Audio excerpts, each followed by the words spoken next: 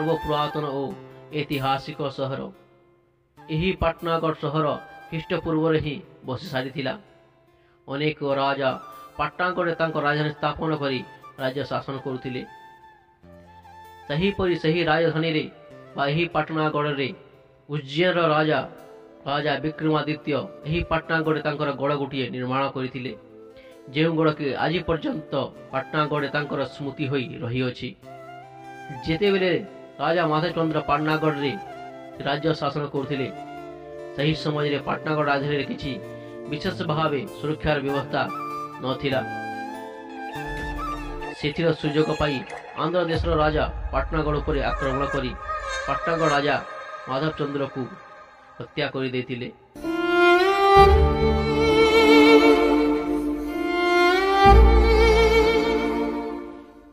କିନ୍ତୁ ଆଗର ସୂଚନା ପାଇ ରାଜା ସାହାଯ୍ୟ ପାଇଁ ରାଜା ବିକ୍ରମାଦିତ୍ୟଙ୍କୁ ତାଙ୍କୁ ଖବର ପଠାଇଥିଲେ, କାରଣ ଦୁହେଁ ଭଲ ମିତ୍ର ଥିଲେ। ରାଜା ବିକ୍ରମାଦିତ୍ୟ ଆସିବା ଆଗରୁ ରାଜାଙ୍କର ମୃତ୍ୟୁ ହୋଇସାରିଥିଲା।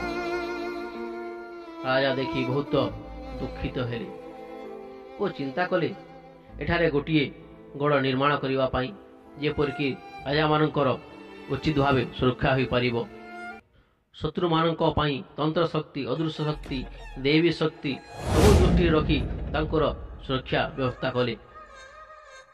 ରାଜା ପରାକ୍ରମୀ ସମ୍ରାଟ ଥିଲେ ମଧ୍ୟ ସେ ଜଣେ ସାଧକ ଥିଲେ, ତ ସେହି ଦୃଷ୍ଟିରେ ଦେଖି ମଧ୍ୟ ସେ ସବୁ ପ୍ରକାରର ବ୍ୟବସ୍ଥା କରିଥିଲେ। ଏହି ପାଟନାଗଡ଼ ଗଡ଼ ଭିତରେ ଯେଉଁଠାରେ ମା ପାଟେଶ୍ୱରୀଙ୍କର ମନ୍ଦିର ଅଛି, ସେହି ସ୍ଥାନରେ ରାଜାମାନେ ରହି ରାଜ୍ୟ ଶାସନ କରୁଥିଲେ। ତାଙ୍କର ବାସଭବନ ସେହିଠାରେ ଥିଲା।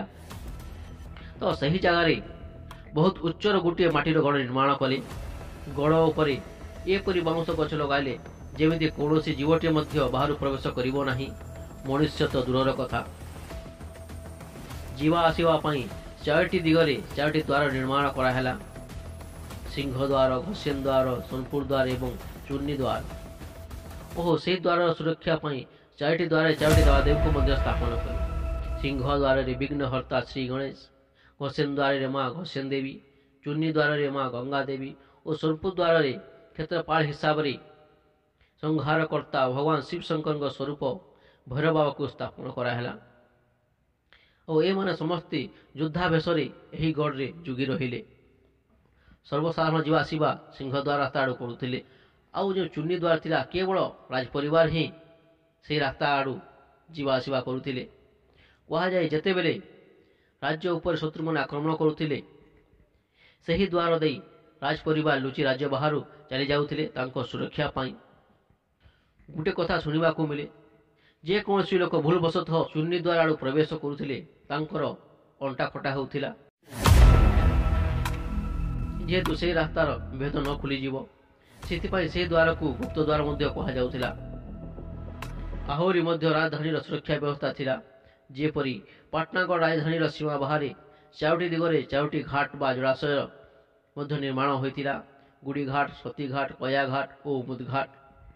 ଏହି ଘାଟରେ ମଧ୍ୟ ଅଦୃଶ୍ୟ ଶକ୍ତିର ନିପାତ ପାଇଁ ଦେବୀମାନଙ୍କୁ ସ୍ଥାପନା କରାଯାଇଥିଲା ଓ ସେହି ସମୟରେ ତନ୍ତ୍ର ଶକ୍ତିର ବହୁତ ପ୍ରଭାବ ଥିବା କାରଣରୁ ସେହି ଦୃଷ୍ଟିରେ ରଖି ମଧ୍ୟ 4 ଘାଟରେ ସପ୍ତକୁମାରୀମାନେ ଯୁଗି ବସିଥିଲେ।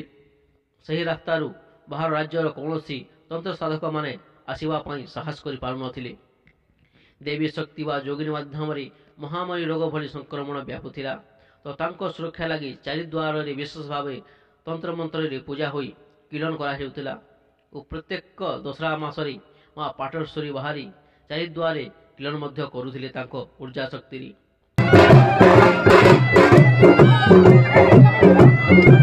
ଗଡ଼ର ବାହାର ପଟେ ଚାରିଆଡ଼େ ସାଗର ବନ୍ଧ କଟାର ନିର୍ମାଣ ହୋଇଥିଲା। ସେହି ଆଡ଼ୁ ପାଣିରେ ପ୍ରବେଶ କରି ଆସିବା ମଧ୍ୟ ଅସମ୍ଭବ ଥିଲା। ଯିଏ ସେହି ରାସ୍ତା ଆଡ଼ୁ ପ୍ରବେଶ କରିବାକୁ ଚାହେଁ ତାଙ୍କୁ ବିଷାକ୍ତ ଜୀବ ମାନେ କାଟିବା ସତ୍ତ୍ୱେ ସେ ମୃତ୍ୟୁ ମୁଖରେ ପଡ଼ୁଥିଲା। ଏହିପରି ରାଜଧାନୀକୁ ଗୋଟିଏ ସୁରକ୍ଷା କବଚ ଭାବେ ରାଜା ବିକ୍ରମାଦିତ୍ୟ ନିର୍ମାଣ କଲେ। ସେହି ଗଡ଼ ଭିତରେ ରାଜାମାନଙ୍କର ବାସସ୍ଥାନ ରହିଲା ଓ ରାଜାମାନେ ସୁରକ୍ଷାରେ ରହିଲେ। ସେହି ଗଡ଼ ହେଉଛି ବର୍ତ୍ତମାନ ପାଟନାଗଡ଼ର ଗଡ଼ ଭିତର ନାମରେ ନାମିତ ହୋଇଅଛି। ସେହି ପଡ଼ାରେ ବର୍ତ୍ତମାନ ମଧ୍ୟ ଏହି ଗଡ଼ ଦେଖିବାକୁ ମିଳେ ଓ ଏହି ସ୍ଥାନରେ ମା ପାଟେଶ୍ୱରୀଙ୍କର ମନ୍ଦିର ମଧ୍ୟ ରହିଅଛି। ସେଥିପାଇଁ ଦିନେ ପାଟନାଗଡ଼କୁ ବିକ୍ରମଗଡ଼ ମଧ୍ୟ କହୁଥିଲେ।